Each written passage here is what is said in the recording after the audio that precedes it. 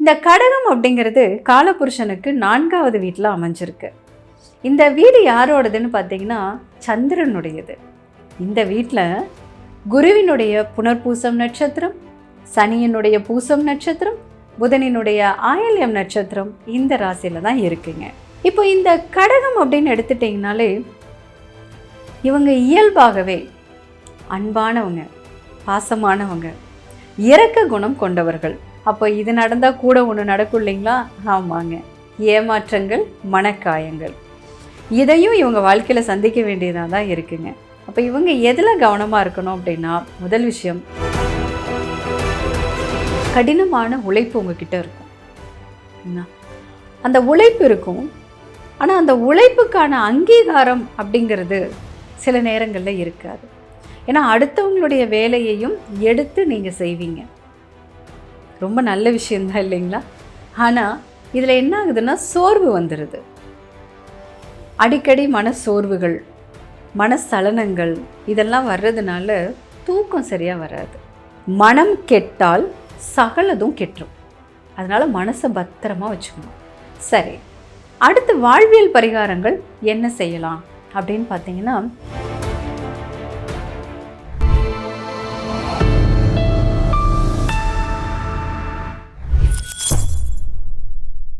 வணக்கம், வாழ்க வளமுடன். நான் கோட்டுமொழி சத்யா.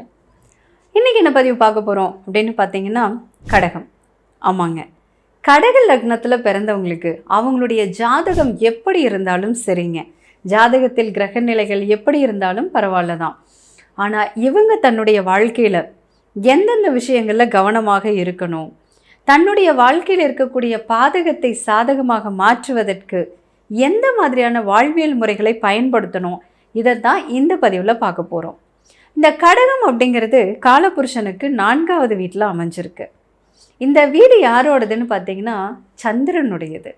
இந்த வீட்டில் குருவினுடைய புனர்பூசம் நட்சத்திரம், சனியினுடைய பூசம் நட்சத்திரம், புதனினுடைய ஆயில்யம் நட்சத்திரம் இந்த ராசியில் தான் இருக்குங்க. இந்த ராசியில் உச்சமாகிற கிரகம் குரு, நீசமாகிற கிரகம் செவ்வாய். இப்போ இந்த கடகம் அப்படின்னு எடுத்துட்டிங்கனாலே இவங்க இயல்பாகவே அன்பானவங்க, பாசமானவங்க, இரக்க குணம் கொண்டவர்கள். மற்றவர்களுக்கு உதவி செய்கின்ற மனப்பான்மை இவங்கக்கிட்ட அதிகமாகவே இருக்கும். அதுலேயும் வலிய சென்று உதவி செய்கின்ற குணமே இவங்களுக்கு இருக்கும். அப்போ இது நடந்தால் கூட ஒன்று நடக்கும் இல்லைங்களா?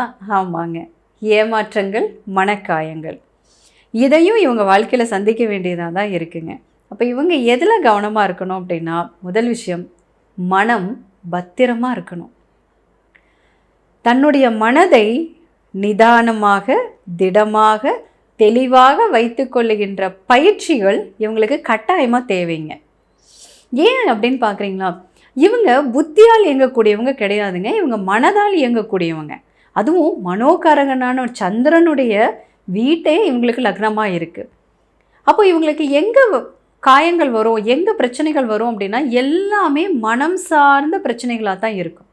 விமர்சனங்களை தாங்கிக் கொள்ளுகின்ற மனப்பக்குவம் இவங்கக்கிட்ட ரொம்பவே குறைவுங்க, மென்மையான மனம் கொண்டவங்க.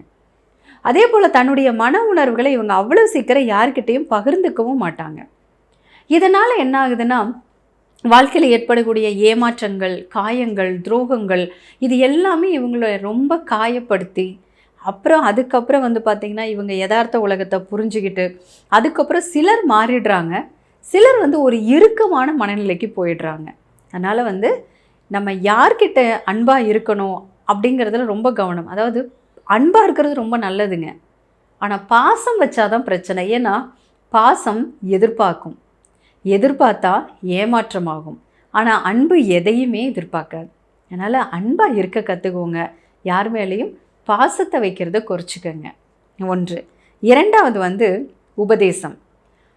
வழிய சென்று அட்வைஸ் பண்ணுறத கட்டாயமாக தவிர்த்துக்குங்க. ஏன்னா இதில் வழியை போய் உதவி செய்கிறது, இதனால் என்ன நடக்குதுன்னு பார்த்தீங்கன்னா அவங்களுக்கு நன்மை தான். ஏன்னா அவங்களுடைய பிரச்சனையினுடைய அடி ஆழத்தை கண்டறிந்து அவர்களுடைய நிலையிலிருந்து அதை பகுத்து பார்த்து தீர்வு செல்லுகின்ற வல்லமை உங்களுக்கு நிறையவே இருக்கும். ஆனால் அதை அவங்க எப்படி பார்க்குறாங்க?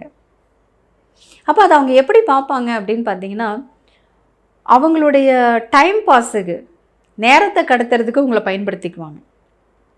அதே போல் காரியம் முடிஞ்சதை கழட்டி விட்டுருவாங்க. உங்களால தான் பிரச்சனை வந்ததுன்னு வெளியில் சொல்லுவாங்க. அப்போது எல்லா நல்லதையும் செஞ்சு அவங்களுக்காக இறக்கப்பட்டு அவங்களுக்காக பார்த்து பார்த்து யோசித்து அவங்களுக்கு தீர்வையும் ஆறுதலையும் வழிகளையும் காட்டி கடைசியில் நம்ம என்ன ஆகிறோம்? காயப்படுறோம். அதனால் இது எல்லாத்துலேயும் நிதானம் இருக்கணும். வழியை சென்று உதவி செய்வதையும் வழியை சென்று உபதேசம் செய்வதையும் தவிர்க்கணும். அதே போல் உங்ககிட்ட ஒருத்தங்க உதவி கேட்டு வர்றாங்க அப்படின்னா அவங்க உண்மையாகவே உதவி கேட்டு தான் வர்றாங்களா இல்லை பயன்படுத்த பார்க்குறாங்களா அப்படிங்கிறத புரிஞ்சுதாங்க உதவி செய்யணும். ஏன்னா விமர்சனங்களை தாங்குகின்ற மன வலிமை உங்களுக்கு குறைவாக இருக்கும். அதனால் இதில் கொஞ்சம் கவனம் தேவை. அது மட்டும் இல்லாமல் கடினமான உழைப்பு உங்ககிட்ட இருக்கும். ஏன்னா அந்த உழைப்பு இருக்கும், ஆனால் அந்த உழைப்புக்கான அங்கீகாரம் அப்படிங்கிறது சில நேரங்களில் இருக்காது. ஏன்னா அடுத்தவங்களுடைய வேலையையும் எடுத்து நீங்கள் செய்வீங்க. ரொம்ப நல்ல விஷயந்தான் இல்லைங்களா? ஆனால் இதில் என்ன ஆகுதுன்னா சோர்வு வந்துடுது. அடிக்கடி மனசோர்வுகள், மனசலனங்கள் இதெல்லாம் வர்றதுனால தூக்கம் சரியாக வராது. அதே போல் எல்லாருக்கும் அவங்களுடைய மனதை புரிஞ்சு அவங்களுக்கு தீர்வையும் வழியையும் உதவியும் செய்கின்ற நீங்கள் உங்களுடைய விஷயங்கள் அப்படின்னு வரும்போது மனம் தடுமாறுகிறது. அப்போ எப்போ ஒரு விஷயம் நல்லா தெரிஞ்சுக்கோங்க, மனம் குழப்பமாக சலனப்பட்டு உணர்ச்சி வசப்பட்டு இருக்கின்ற நேரத்தில் எப்பொழுதும் முடிவுகள் எடுக்காதீங்க, வாக்கு கொடுக்காதீங்க. யாராவது உங்ககிட்ட ஏதாவது ஒரு விஷயம் கேட்டாங்கன்னா அப்போ பதில் சொல்லாதீங்க. நிதானமாக இருங்க, அமைதியாக இருங்க. உங்களுக்கு மனம் திடமாக தெளிவாக இருக்கும்போது மட்டுமே தீர்வு, முடிவெடுத்தல், செயல்படுதல், வாக்கு கொடுத்தல் இதை எல்லாமே நீங்கள் செய்யணும். மற்ற நேரங்களில் செய்யக்கூடாது. இது எல்லாத்துலேயும் கவனம் இருக்கணும். உங்களை பொறுத்த வரைக்கும் ஒன்று தாங்க, மனம் கெட்டால் சகலதும் கெட்டுரும். அதனால் மனசை பத்திரமா வச்சுக்கணும். சரி, அடுத்து வாழ்வியல் பரிகாரங்கள் என்ன செய்யலாம் அப்படின்னு பார்த்தீங்கன்னா, உங்களுக்கு இருக்கிற வாழ்வியல் பரிகாரங்கள் அப்படின்னு எடுத்துக்கும் போது முருகர் வழிபாடு, சித்தர் வழிபாடு, அதுலேயும் திருச்செந்தூரில் முருகர் வழிபாடு, மதுரை மீனாட்சி அம்மன் கோவில் வழிபாடு, திருப்பதி, எங்கெல்லாம் நீர் சார்ந்த வயல் சார்ந்த கோவில்கள் இருக்குதோ அது எல்லாமே உங்களுக்கு அருமையான கோவில்களாக இருக்கும். இது ரொம்ப முக்கியம். அதே போல் உணவில் நீர் அதிகமாக எடுத்துக்கோங்க, நீரை நிறையா குடிக்கணும். அதே போல் ஜூஸ், ஸோ இந்த மாதிரி நீங்கள் உணவில் எடுத்துக்கணும். இது உங்களுக்கு ரொம்பவே உதவியாக இருக்கும். ரொம்ப முக்கியமாக பழைய சாதம் தவிர்த்து வேறு எந்த பழைய உணவுகளையும் முடிந்தவரை தவிர்த்துக்கோங்க. அதே போல் எப்பெல்லாம் மனம் தடுமாற்றமாக சலனமாக இருக்குதோ அப்பெல்லாம் பார்த்திங்கன்னா நீங்கள் பக்கத்தில் கடற்கரை, ஆறு, அருவி அந்த மாதிரி இருக்குன்னா அதில் ஒரு 2-3 நாள் குளிச்சுட்டு வந்தீங்கன்னா உங்களுக்கு கொஞ்சம் ரிலாக்ஸ் ஆகும். அப்படி இல்லை அப்படிங்கிறப்போ 1 பக்கெட் தண்ணியில் 1 கிலோ கல்லுப்பு கலந்து அந்த தண்ணியில் குளிச்சுடுங்க. அதுக்கப்புறம் நல்ல தண்ணியில் குடிச்சிடுங்க. இதை ஆறாக ஹீல் பண்ணும். ஸோ இந்த முறையை பயன்படுத்தி பாருங்கள். உங்களுடைய வாழ்க்கை நிம்மதியாக, அமைதியாக, சந்தோஷகரமானதாக இருக்கும். மீண்டும் ஒரு நல்ல பதிவில் சந்திக்கிறேன். நன்றி, வணக்கம், வாழ்க வளமுடன்.